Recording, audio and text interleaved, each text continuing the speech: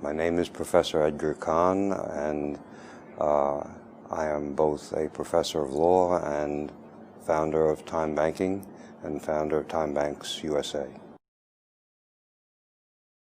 One is, most people have heard of a babysitting pool, where you put in time and then you get back time from people you trust.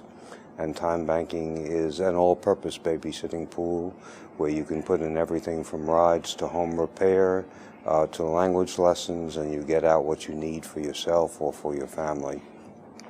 It's also another medium of exchange, another kind of money that you earn by helping others and that you can spend then to get help for yourself, or that you can earn by helping build community or fight for social justice, and that you can spend by building community or organizing a group or raising hell with the government. Bartering is essentially a commercial transaction. Money defines value, and bartering defines value by price. Price defines value by scarcity. So if it's scarce, it's valuable. If it's abundant, it's cheap. If it's truly abundant, it's worthless. What that means is that every capacity that defines us as a human being, we have devalued as worthless because they're abundant. So our ability to care for each other, to reach out to each other, to come to each other's rescue, to stand up for what's right, to oppose what's wrong, all those universals we have devalued. Timebanking is about those universal values and those exchanges and relationships and collaborative efforts that involve abundance. Abundance is worthless, like the ozone layer is worthless, like clean air and clean water were worthless until we messed them up, and maybe we need to begin finding a way to value what it means to be a human being. We're used to thinking of money as the only medium of exchange, as if it was somehow handed down on Sinai. But when you change the characteristics of a medium of exchange, you change the dynamics that flow from each of those characteristics. Think of grading and academic credits as a medium of exchange that we award, that people earn much as a medium of exchange, and we award credits and degrees. If you change the grading system, if you change what you award units of credit for, if you award credits for community service, if you move from a decimal point system of 4.0 to a grading system of A, B, C, D, and then to pass-fail, you change the educational dynamics. Well, that's how, when you change the characteristics of a medium of exchange, you radically alter the dynamics that it generates. That's why Timebanking is such an important way to vary the medium of exchange.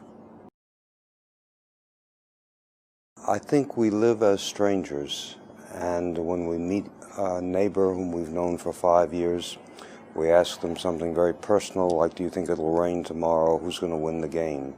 We don't know each other, and we don't like to rely on each other. I think trust comes from working together, sharing together, collaborating together, and perhaps the business model of existence that's built around profit and exacting optimal return on transactions is not the same as commitment, which is about well-being and relationships and sinking roots. There's an economy which isn't measured because it doesn't involve primarily money exchanges. Its core unit is the household, the neighborhood, the community, civil society.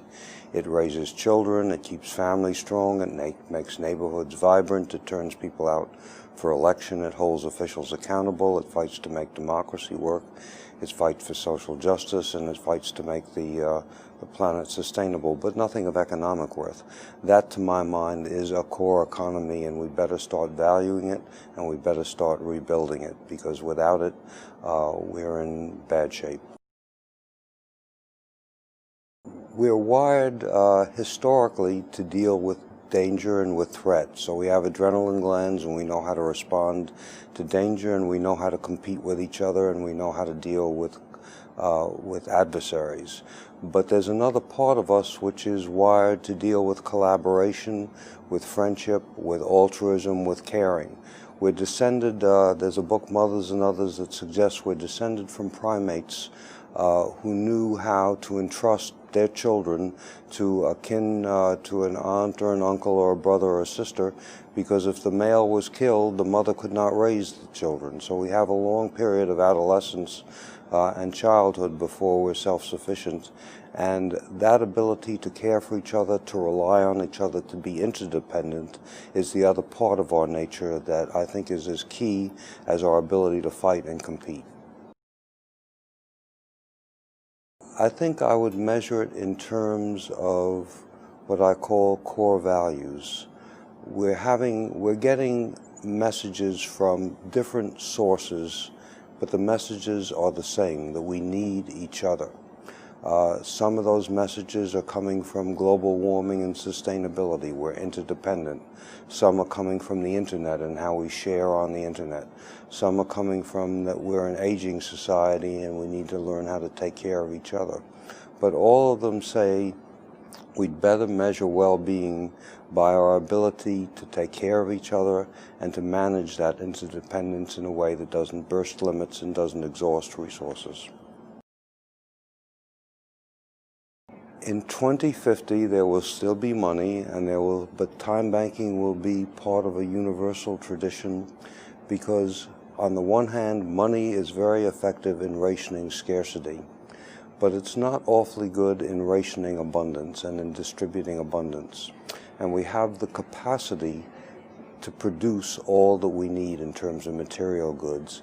The question of how we distribute access to that and how we distribute access to education and to opportunity and development, that's a matter of how we distribute abundance. And I believe that all people will have the ability, if they're willing in some decades, to spend, say, 20 hours helping others, at least to be guaranteed an adequate level of sustainable life and an opportunity to develop and contribute.